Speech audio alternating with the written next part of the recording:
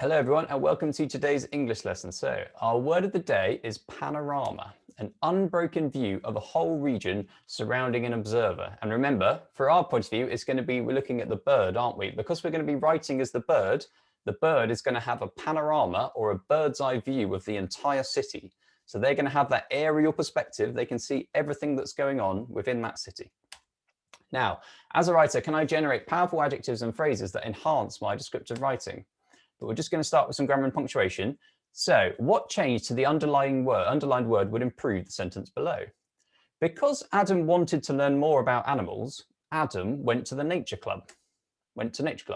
Change the word to a preposition, change the word to an adverb, change the word to a pronoun, change the word to a conjunction. So just want you to pause here and have a go. What do you think? Right, welcome back everyone. So I have gone for change the word to a pronoun. So you could, for example, change Adam here to he. Because Adam wanted to learn more about animals, he went to nature club.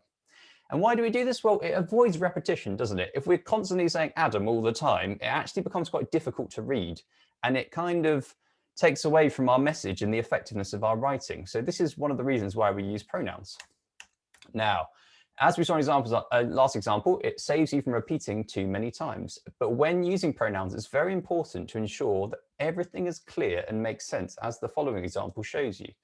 So read this sentence here. April cooked her mum a meal and she thought it was fantastic. Now we've got she as the pronoun, but pause the video and see where you think there might be an issue with this sentence. Right, so it's not actually clear, is it, whether April thought the meal was fantastic or her mum? So we don't know. When it says April cooked her mum a meal and she thought it was fantastic, it's tricky, okay? Now, if it was dad, April cooked her dad a meal and he thought it was fantastic, then it's clear because we know that April is a girl and her dad is a man and we're using he and she. But with this one, we need to be careful and think about how we can reword it to make it so it's clear, so we know, okay? Now, there are two main groups of pronouns, and if the person or thing is doing the action, then you should use I, you, he, she, it, we, they. But if the person or thing is having the action done to it, then you should use me, you, him, her, it, us, them. All right. So you hurt me. Okay. That's the action done to me. You hurt me. All right. And that's how you show that with those ones. But just to make things extra confusing, there are some different types of pronouns too. So, for example, there are also pronouns that show belonging or refer back to something previously mentioned in the sentence. So, to show belonging, you've got mine, yours, his, hers, ours, or theirs. So, those shoes are mine, all right? And then you've also got relative pronouns. So, those of you that remember your relative clauses, okay? I have just spoken to the person who won the competition. So you've got which, that, who, where, when, why, okay? All of these are relative pronouns in certain circumstances. They're not always relative pronouns, but they can be, depending on the sentence. So I want you to now identify the pronouns in the following sentence. Her bag was fat and full, but when I tried to snatch it from her, she held on with the strength of heroes. So pause the video here and have a go. Right. So I've put the ones in blue here. So welcome back. Her bag, okay, so her bag, remember we've already previously referred to the woman above, and this is taken from the text. So we previously referred to the woman from above, so we know we're talking about the woman. Her bag was fat and full, but when I tried to snatch it, okay, so it is there, it is representing the bag, isn't it? Tried to snatch it, but rather than saying her bag was fat and full, but when I tried to snatch the bag, we are changing that to it. From her, she held on with the strength of heroes. So you can see how actually when you start to, once you realize pronouns, they're actually everywhere. Like they really are used all the time and you'll start to pick them up and notice them all the time. All right, so well done. Now we're going to go through. So here we have the story. Okay, we've been working through really hard, coming up with some lovely ideas and really starting to immerse ourselves in this environment, which is fantastic. It's really helpful. And this, I will put the story as part of the assignment again to help you today. But today we're going to focus specifically on what the bird can see. Remember yesterday you talked about senses, you talked about smell, you talked about feel, you talked about taste, touch, okay, all of these things. But today we're looking at specifically what the bird can see, because that is probably going to make up the bulk of your description. is what you can actually see that's happening. And this is where I want us to think about the bird's eye view. So like I say, I'm gonna attach a video which shows, there was a very interesting documentary called, I think it's called Earth Flight, where they attached cameras to birds and they just followed the birds around, and you kind of genuinely got that real bird's eye view, all right, of the bird flying through cities. And I think there's a nice example of one flying through Venice. It gets you thinking about, you need to just try and take on that character. To write an effective piece of descriptive writing as the bird, you really need to immerse yourself and think, what does the bird actually see? All right. So here are some pictures. This is what you would see if you were a bird flying through these big, polluted, dirty cities. Okay, you would see the traffic. You'd see the buildings kind of at strange angles. You would see everything, really. You know, you could swoop down. You could kind of go through and see all the different corners. But remember, you're not a person. You are a bird. So you have to reflect that in your descriptions. And here I have some more shots. Okay. So you see the whole thing. You see if it's a lifeless, dull, gritty, horrible place that is our scenario, you will see that. You will see that reflected from above. All right. And here's just other examples to get you thinking what it's like to actually be a bird. Now, for our descriptions, what we're going to do today is start to build up a word bank and a phrase bank and a sentence bank where we can describe particular aspects of this city with confidence and build this up. And what we're going to do is when we get back to school, we're going to share these with everyone, and we're going to work together at coming up with all sorts of brilliant descriptions for this sort of horrible, nasty city. Okay, we're really going to come together, bring all of ideas together, but I want to give it a bit more structure today so you can start to build up a word bank which you can draw from when you're writing, and you can be like, oh, I remember that brilliant phrase I wrote last week. Let me just put that in here. And you'll be able to just put that into your writing straight away.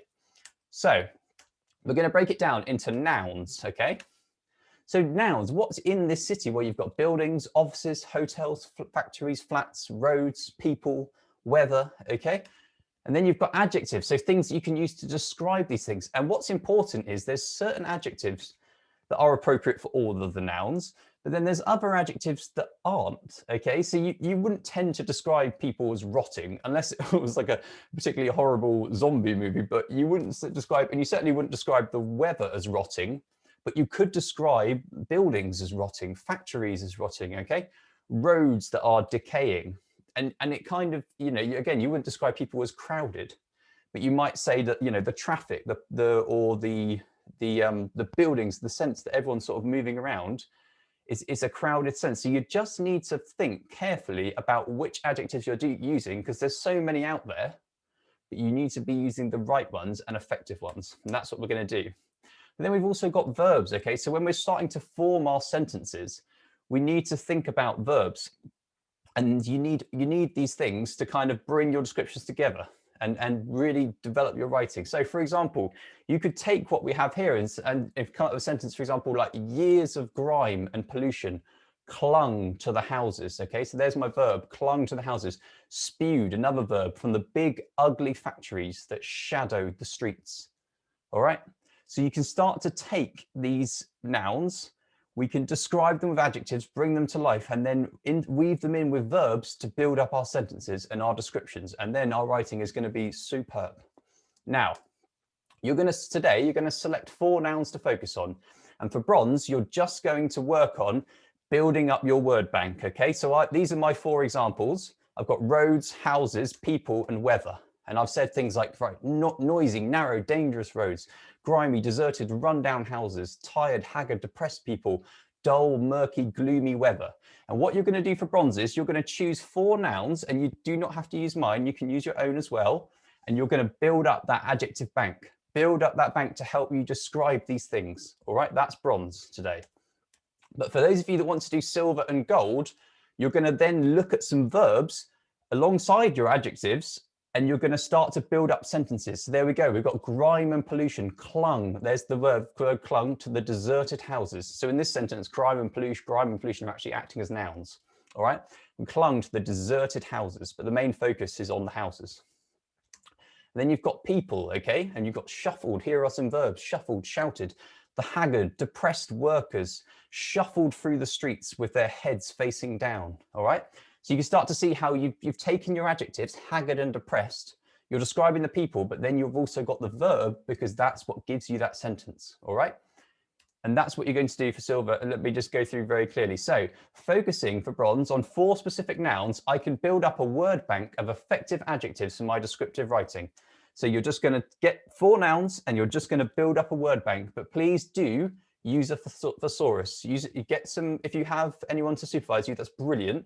If you have a paper one, fantastic as well. But really do use a thesaurus. If you're really struggling, take my adjectives and Google them using the thesaurus. Have a look and see, right, what's a different word to express dangerous? What's a different word to express deserted? All right. And build up your own word bank. But please do really help, because it's going to help you so much next week. All right. But then for silver, I can start to turn these adjectives into phrases and sentences. Okay. So that's going to be silver. And then gold, I can start to come up with appropriate similes and metaphors to enhance my descriptive writing. Okay, so you can start to think about things like the buildings sprawled out like a concrete jungle. Okay, there's my simile. All right. And that's going to be gold, is start to think about, for those specific nouns, what similes could you use? Remember from the book says, it's one of the similes from the first pages says, I'm trying to remember what it was now. There we go. A gritty yellow wind blew constantly, scratching round the buildings like a hungry dog. Okay, so that would be, for the weather, that would be your thing, would be like a hungry dog. That would be your simile. Okay, so start to, but keep it focused within your nouns that you've chosen, because then you can choose, right, I'm going to start off by describing the overall setting in the buildings. Then I'm going to focus on the weather, and then I'm going to focus on the people in the city. And you see how actually keeping them separate will help you come up with the most powerful word choices. Okay, so best of luck, give it a go. I will attach something that will prompt you in the assignment, so you can use that if you want. And I'll have the story in there too. And best of luck, okay? I hope it goes well.